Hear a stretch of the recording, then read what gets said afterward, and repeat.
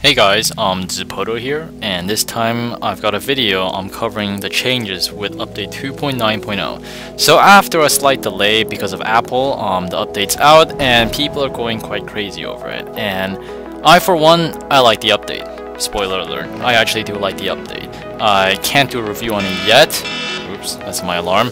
Can't do a review on it yet because it's just all first impressions, but so far I like the update. And if you really want me to describe what this update is about, it's an update for the free to play players. And that sounds ridiculous because it's a game loft and they're greed loft and they don't care for pay to win and all that stuff.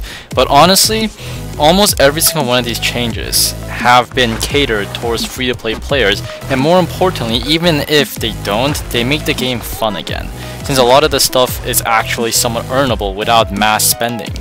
I could just go through a list. First of all, class changes. There's very little class changes. Melee got slight hit chance nerf. Apparently, mages got a S3 bonus, S3 set bonus, huge buff. They do like it refreshes constantly. It does like 50% extra damage. They also get S2 bonus automatically. They also get a huge cyclone buff. In short, mages are OP. Rangers, they're gonna take a long time to sort out. So far, I've been hearing a lot of complaints, but the higher level players, they're pretty optimistic about it, especially archers. Even though a lot of people say archers really suck, a few of the top rated archers saying they're perfectly happy with the tree, especially with deadfall, it having such a fast cooldown. DD warriors pretty much completely unchanged, healers pretty much completely unchanged, and that's pretty much it. I'll talk about all the mage changes more in depth later. I'll also talk about the ranger class more. I'll start playing with other classes as well, so don't worry guys. Also, with the flame dungeons, now you get a 35% stamina buff or a 30% stamina buff whenever you enter the flame dungeons or above, and that's really fucking useful. Because the big issue with that before was that you couldn't really do any of the later dungeons without room buffs because you need a ridiculous amount of HP. But now you can go in with full PvE and be perfectly fine, and I think it's an amazing change. Another really smart change that they did is that they made it so respecs don't cost any gold. So, well, I mean, they do cost gold, but you don't need to buy the books anymore, so it pretty much cut down the respec cost by like, 80 to 90%. You can just constantly respec on the move, you can respec in a dungeon, you can respec wherever. And another thing they did is that they also added vendors for tier 4, so you can buy the accessories there. So, and then they made it so soul dailies can't be shared, which is kind of sad, but I mean, like, even then, even though it gave me more souls, I just found it really annoying since I had to like constantly share 10 different quests with an alt. This is a big change. They also increased epic drop rate by like 300% or a very noticeable amount. I, for one, have been getting epic souls every single time, and I've already seen multiple epics in AGL and in FML and such. So that's a lot of things. A lot of these changes, they don't sound like Gameloft made them. It sounds like an actually non-greedy company made them.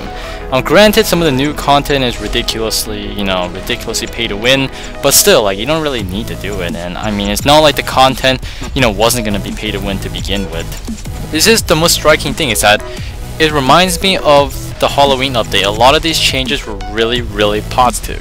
And a lot of these changes, they don't only make the game easier, but they make the game more fun by making it more rewarding. Also, free lotto spins and free Wheel of Fortune. Even though they raised the price, I mean, they lowered the price of most of them by 1 rune, and they also gave prices to the new free lotto, quote-unquote free lotto, and then the new blue lotto has 9 runes. But the thing is, it's free every once in a while. That's a really big difference. That means you can get a lava sigil without paying anything at all, just completely through free spins. So all in all, it's a really nice change for free-to-play players. And keep in mind, the majority of people here and the future audience and the future player base is free-to-play for the most part.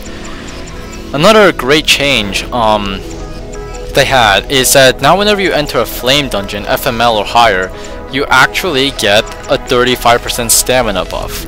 And that's only if you get resurrected, then you don't get that anymore. But still, that's a really big deal as well. That means you can also do a bunch of fun things, like you can do DPS tanking in FML, no problem. That also means that, it also means that the monkey boss is a lot more reasonable. Also mean IDL, CSL, and whatever the new dungeon is going to be called. the new Rising Flare dungeons, they don't require like 30 room buffs anymore. You can actually do them with 0 buffs, and I think that's an amazing change.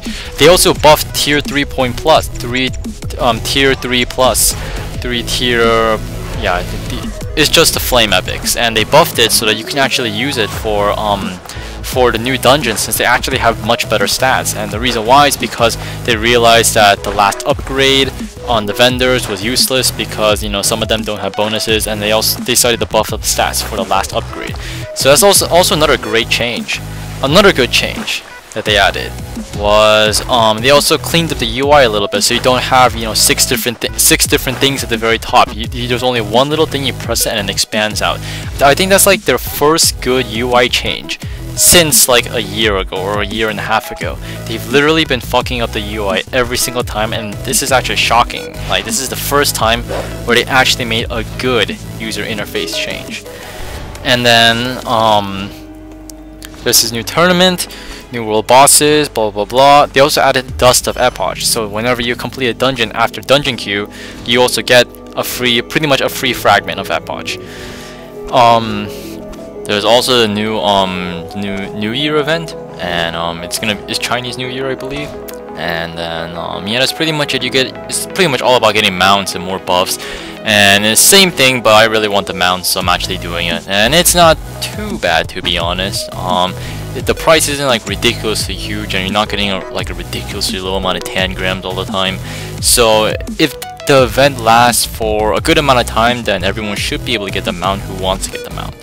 Another change is that they also added the invite system, so that when you invite someone, then you get some cool little rewards. And also they also updated the loot table, so that you get legendary souls in dungeons now. So another cool thing is that you can also invite people, which pretty much means you're gonna invite alts, and you're gonna buy the room package, so you can upgrade to level 70 automatically. But still, it's a pretty neat idea. It's actually something that's a lot more earnable, because I doubt anyone's gonna really refer a friend. I don't think that's really gonna happen at all. But still, and then you also get a free vanity if the referred person gets 700 emblems, and there's just a bunch of different free stuff. That's the thing. This update is shockingly geared towards the free-to-play players. It's not geared towards the pay-to-win players at all. And another shocking thing is I can't find that many bad things about this update, besides some class imbalance issues. Mages are OP, but I mean, other than that, I mean, class balance, that can be fixed in the long term. Classes are going to be OP then underpowered, OP then underpowered. That's just natural. But they fixed so many different aspects of the game. They pretty much single-handedly fixed PvE. They didn't really fix it, but they made it a lot more tolerable, especially with the Dust of Epoch. Granted, they added the new tier 4, the tier 3 or tier 4 upgradable weapons, and it costs 480 Epoch and whatnot. But I mean, you don't have to do that. Like, I mean, you honestly don't really need to do that. It's not like that massive of an upgrade, in my opinion, and you can just wait until Epoch gets even easier, or until they make the upgrade easier. So I mean, that's a choice. That's ultimately a choice. Still haven't fixed gems, still haven't fixed some other issues, but for the most part, the important thing is that they made the game fun again, and I think that's the biggest issue. That was the biggest issue with the last update, was that it wasn't fun. PvE wasn't fun. PvP wasn't fun. Granted, PvP is gonna be somewhat fun for the wrong reason, because mages are OP, warriors are unchanged, so they're still sort of OP, not really, because mages kind of wreck warriors. Also, rangers are gonna be trying out their new trees as well. It just generally looks like a fun update, and that's and it actually got me playing again, which is a really big deal in my opinion, because I pretty much logged in like one time every 2 weeks last update. So anyways, it's Pohdoh here, rate, comment, subscribe. If I'm going by the PvP, that's a maybe. I don't really like playing with the classes OP, if I'm to be perfectly honest, and it's not even like it's a fun OP like Old Ice. It's just like a stupid OP. But I will be doing a lot more dungeons, and if you guys want me to post dungeon runs, then I'll be happy to do so. And then maybe I'll post runs of different classes as well, because that's also kind of fun. And anyways, it's Pohdoh here, and yep, that's it. Hope you guys enjoy the update, because I certainly am. So I'll catch you guys later. Bye.